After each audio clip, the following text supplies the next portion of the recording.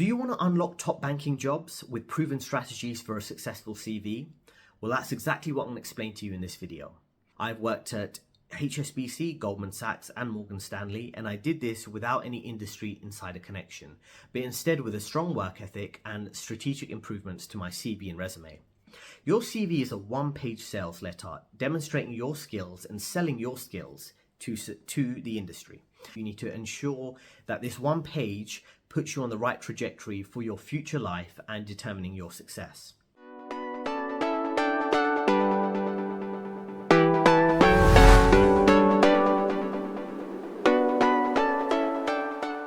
Now, some of the specific things I did to improve my CV, which you can do and apply to your CV to apply successfully to some of the top banks I mentioned, would be having transferable skills. Even if you have skills in another field and they're not in the finance industry, it's important to mention transferable skills. So for example, maybe you worked in a completely different industry and you develop good sales skills.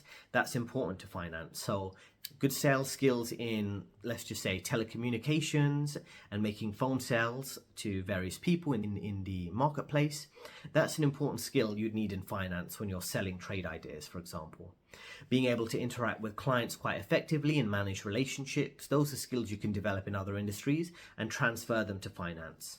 Also, I'd say managing your relationship with senior stakeholders, for example, working alongside managing directors, board level executives. That's another important thing to be able to do. So if you have that skill in a completely different industry, maybe in the medical industry, you're shifting to finance, that's a good thing to be able to do. And then also mention your relevant experience. Relevant experience at other top banks, of course, or other finance niches. So say you're moving from investment banking to private equity, you need to focus on mentioning all the relevant experience you have and how that's transferable to private equity. In investment banking, typically you'd be preparing a lot of presentations for clients. In private equity, you'd be doing something similar for the investors. So it's very important to mention transferable skills and relevant experience. Other things important to mention, which might not immediately come to mind, it would be mentioning any hobbies or interests you have that demonstrate you are an interesting person. Maybe you go on skiing trips, which are quite popular in finance industry, so you can mention going on skiing trips if that's what interests you, or any other niche interest that makes you an interesting person to be around, because people are going to be working with you and talking with you on a day-to-day basis. So they want to ensure that, this is someone I want to deal with for 8 hours, 10 hours, 12 hours a day in the office. If you have a niche interest, something in common with the people who are interviewing you in the job interview, it's good to include some interesting things on the CV that help you stand out compared to others. Now, the second point I want to mention is the mistakes that I've seen quite often from other people I've worked with, some of the clients I've been coaching and trying to help them improve their CVs. In many cases, the finance industry typically attracts a lot of people who are very skilled academically, they have a lot of qualifications, but they lack experience.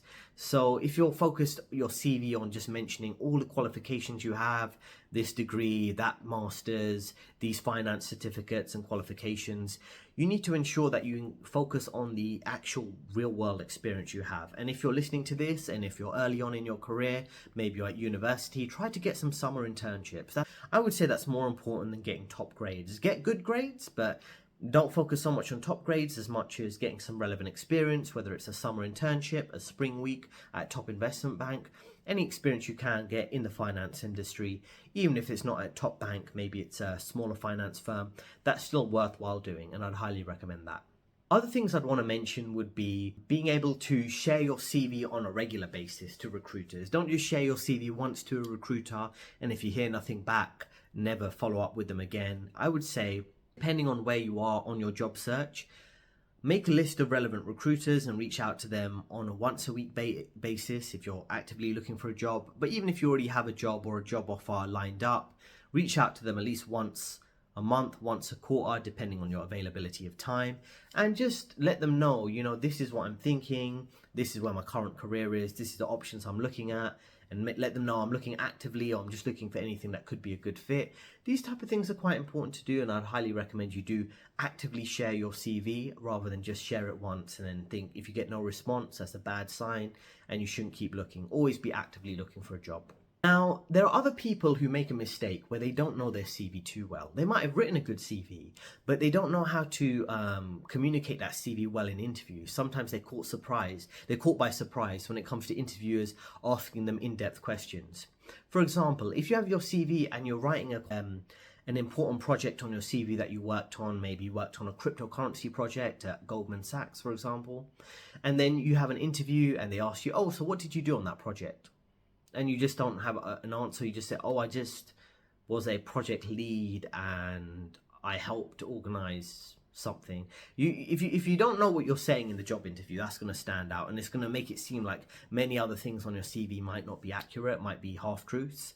So make sure when you write your CV, you review it. When you're preparing for job interviews, you do add the level of detail that you do need to be able to explain anything on your CV for a couple minutes. Any point on your CV you should be able to talk about for a minute or two at least. Now, just to recap, in this video you learned the key points about strong CVs for top investment banks such as Goldman Sachs, Morgan Stanley, HSBC. And like I say, all these key points, they've worked for me consistently when it comes to job applications for those top banks, or rather hedge funds, private equity firms, management consultancies. I've interviewed for a lot of these on many occasions, and these are the key things to remember.